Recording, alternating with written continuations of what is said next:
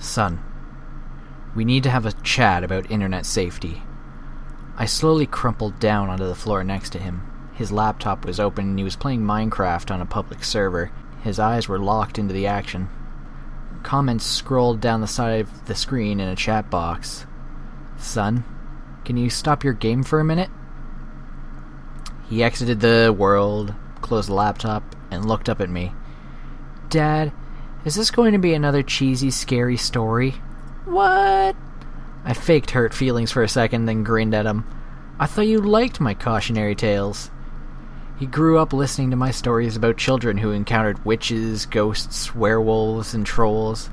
Like many generations of parents, I use scary stories to reinforce morals and teach lessons about safety. Single dads like me should use all the parenting tools at their disposal. He scrunched his face a little. They were fine when I was 6, but now I'm getting older. They don't scare me anymore. They seem kind of silly. If you're going to tell a story about the internet, can you make it really, really scary? I squinted at him incredulously. He folded his arms. Dad, I'm 10 and I can handle it.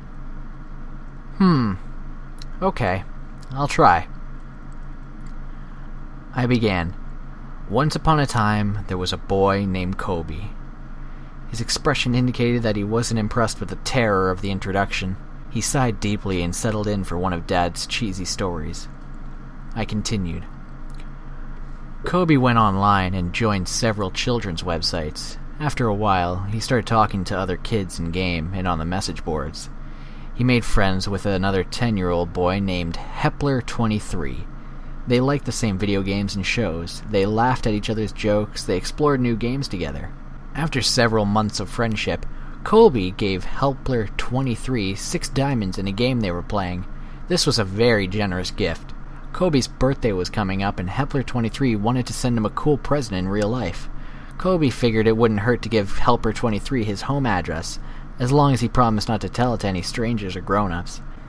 Hepler23 swore he wouldn't tell anyone else, not even his own parents, and set about mailing the package. I paused the story and asked my son, "Do you think that was a good idea?" "No," he said, shaking his head vigorously. In spite of himself, he was getting into the story. Well, neither did Colby. Colby felt guilty about giving away his home address, and his guilt began to grow and grow. By the time he put on his pajamas the next night, his guilt and fear were larger than anything else in his life.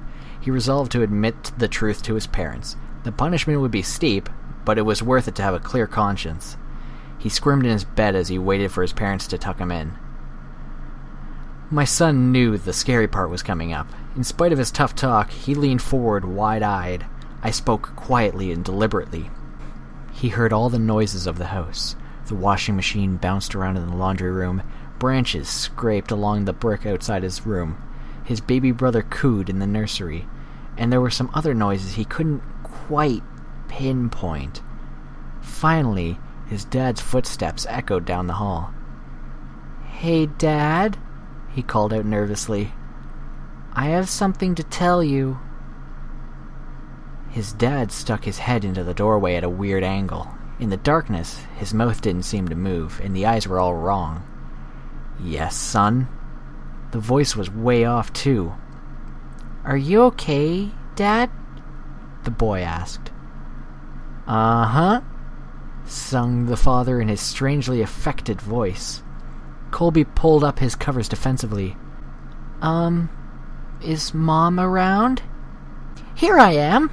Mom's head popped into the doorway below Dad's. Her voice was an unnatural falsetto. "Were you about to tell us that you gave our home address to Helper23? You shouldn't have done that. We told you never to give out personal information on the internet." She continued. "He wasn't really a kid. He just pretended to be one. Do you know what he did? He came to our house, broke in, and murdered both of us, just so he could spend some time with you." A fat man in a wet jacket emerged into the child's doorway, holding the 2 severed heads. Colby shrieked and gasped as the man dropped the heads on the ground, unsheathed his knife, and moved into the room to work on the boy.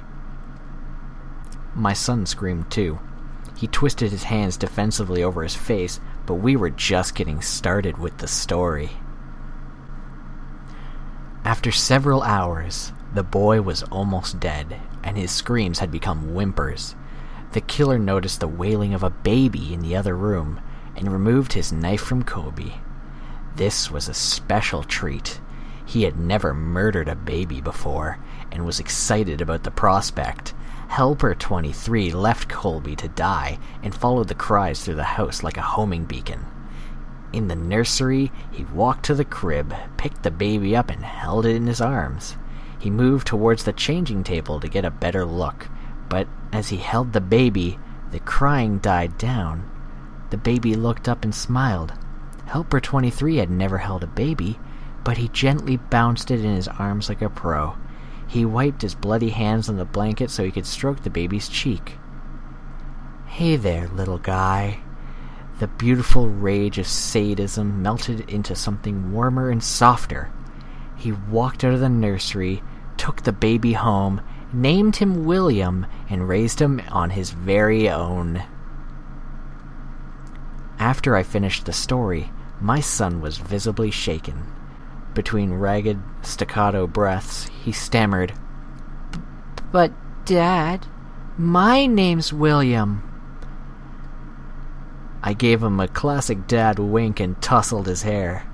"Of course it is, son." William ran up the stairs to his bedroom in a fury of sobs. But deep down, I think he liked the story.